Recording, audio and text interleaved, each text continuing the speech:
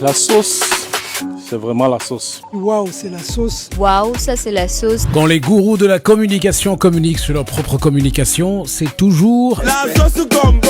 En octobre 2024 a été lancée la plateforme La Sauce 237 avec un événement. Je vous souhaite la bienvenue à la Sauce Creative Stories. C'est vraiment pour stimuler davantage ces génies qui travaillent dans l'industrie créative au Cameroun, ceux qui sont dans les agences, ceux qui sont communicants, ceux qui sont réalisateurs, photographes. Une plateforme où on partage nos skills, nos idées, nos projets. On est là également pour tirer la jeune génération, pour leur apprendre, pour leur montrer le chemin. On accueille un tel événement parce que je suis un fils de la pub. Des forêts, c'est un espace qui donne la liberté à la parole, qui donne la place à la réflexion.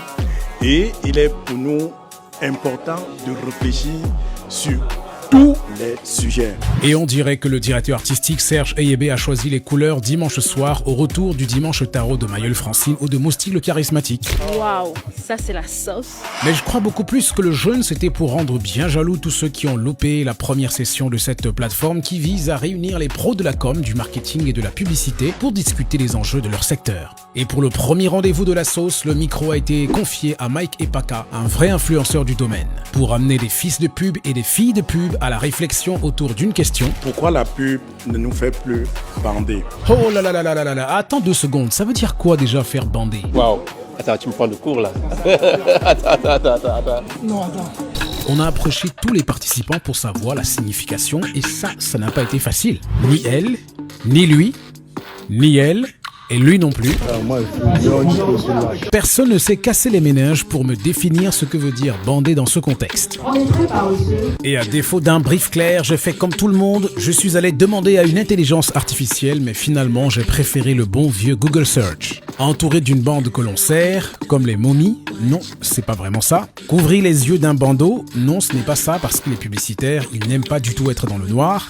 Être en érection, ah, voilà le mot. En gros, il faut comprendre que la publicité est le seul milieu professionnel où on bande à tout va, qu'on soit un homme ou une femme.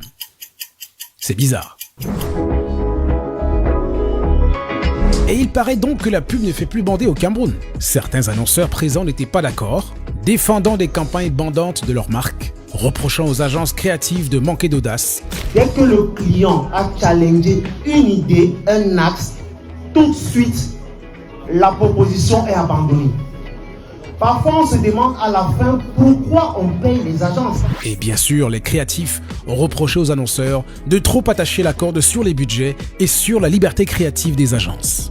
La sauce 237 est une initiative géniale parce que moi je suis toujours partant pour tout ce qui crée le débat. Tous ces gens-là étaient quand même unis par l'intérêt et la passion de faire quelque chose qui ait du sens et qui ait un impact vers les populations. Bien qu'ils soient dans un domaine publicitaire qui est quand même un domaine commercial avant tout, qu'ils avaient à cœur tous de dire on doit réellement réussir à toucher les gens. Après le débat il était plus sur comment est-ce qu'on fait, de quelle manière, qui sont les gens qu'on doit toucher.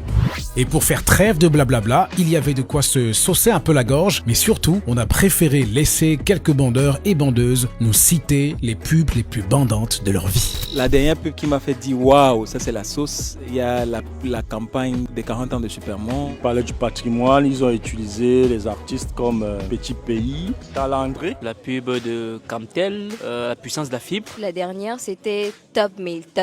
Parce que moi je pense que la pub qui fait waouh, c'est la pub qui continue de te donner des effets de waouh même après. Pour moi, c'était la pub d'un véhicule Toyota Hilux 4x4 double cabine. Bien sûr, la campagne imbattable de MTN, une expression de l'extériorisation de la force qui est en moi. J'ai senti un appel. Francis Ngannou, c'est tout d'où il est venu.